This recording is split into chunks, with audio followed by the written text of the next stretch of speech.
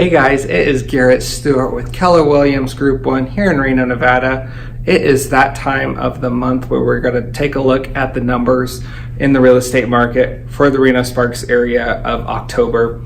And let's dive in and take a look.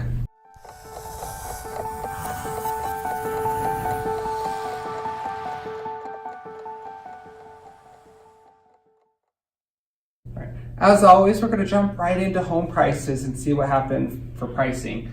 So for October, we hit $380,000. This is up from the $374,000 median home price that we hit last month. So the last 2 months we have gone up in median home price. Now again, this is for both Reno and Sparks combined. So looking though, what I found most interesting for the numbers this month was the average days to contract. And we hit, for October, we went to 54. So that jumped from 41 days to contract to 54, meaning that it's taking longer to sell a home here.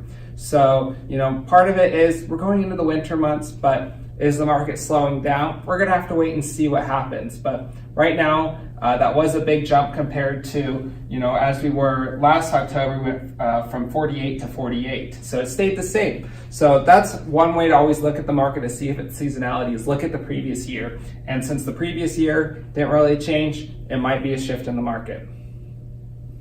Inventory. That's been the serious topic of discussion for months now and what we've been needing.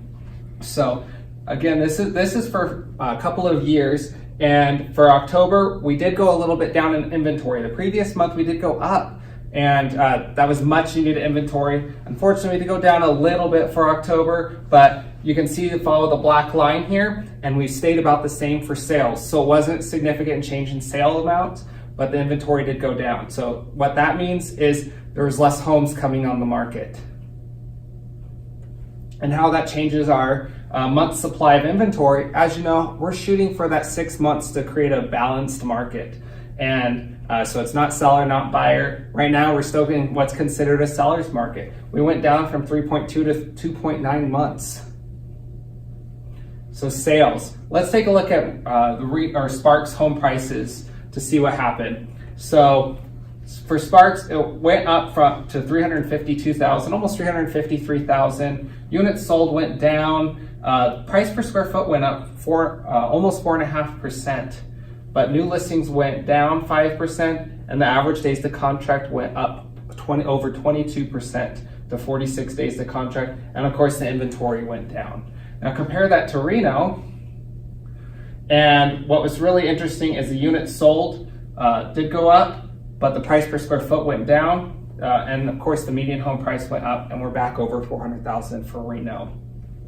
Now look at this, average days to contract is 57 for Reno. That's over a 33% jump, which is pretty significant, and our inventory went down back below 1,000 for Reno. So a lot of people have been talking about, with these higher home prices, is it cheaper to rent? And a lot of people think that it is. And the price of living, or the cost of living, has made it 41% cheaper in 2016. It has went down some, and that's mostly because of interest rates. Interest rates have gone up, and that's made the cost of owning a home a little bit more. But we're still 26% cheaper to owning a home rather than renting a home. So it is definitely still a better move for you. Now looking at this graph, this is showing the blue numbers here is what's most interesting. And this is for owning your own home, and this one is for renting your home. And right now it is cost on average, this is national numbers by the way, 17.5% of your income for your mortgage, versus to rent, it's taking about, on an average home, for an average family, over 28% of their income goes to rent. So definitely a little bit cheaper to own your own home versus renting a home on a national statistic level. So again, I just talked about interest rates and how that's been changing the market. One thing I was really watching, we're finally done with the voting and election time, which is nice to see those commercials off. But I was more interested to see how that was going to affect the interest rates. If you don't remember, 2 years ago during the elections, that our interest rates were right down here, and then the elections happened, and we hit that big spike. And so I was curious to see if we were going to suffer the same consequences this year. You know, we've been kind of riding a little bit of a roller coaster. We're at 4.83. We actually really haven't changed much in interest rates, which is good news. So it doesn't look like they're not forecasting much of a big change or spike or anything like that. So looking at future projections, we're looking right around, by the end of the year, ending right around 4.8 on average between the four big players that forecast this. So that's good news. We're staying about the same. By the first quarter of next year, we're going to be hitting right around 5. Now again, these are best case scenarios for numbers. More than likely, if there's any changes in your credit score or anything like that, that's going to be making changes on what your rate's going to be. So you might already be a little bit more than 5. I've been seeing lots of people in the 5 range now. So don't let that scare you if you're already in that range. It all depends on a lot of scenarios. But looking at the end of the second quarter, so first half of the year, we're going to be over 5, and by the end of the third quarter, 5.13% interest rate. So needless to say, the interest rates are still going up. They're forecasted to go up. They're forecasting home prices to continue to trend upward. Maybe not as fast as we had seen over the last 1 to 2 years, but they're still forecasted to go upward. So I wanted to finish with just saying thank you so much. It's month of November, it's Thanksgiving, and I appreciate you guys for watching my channel and staying on top of the market. Staying on top of the market is really important to me and my clients and providing value for you. So thank you so much, and I hope you have a lovely Thanksgiving.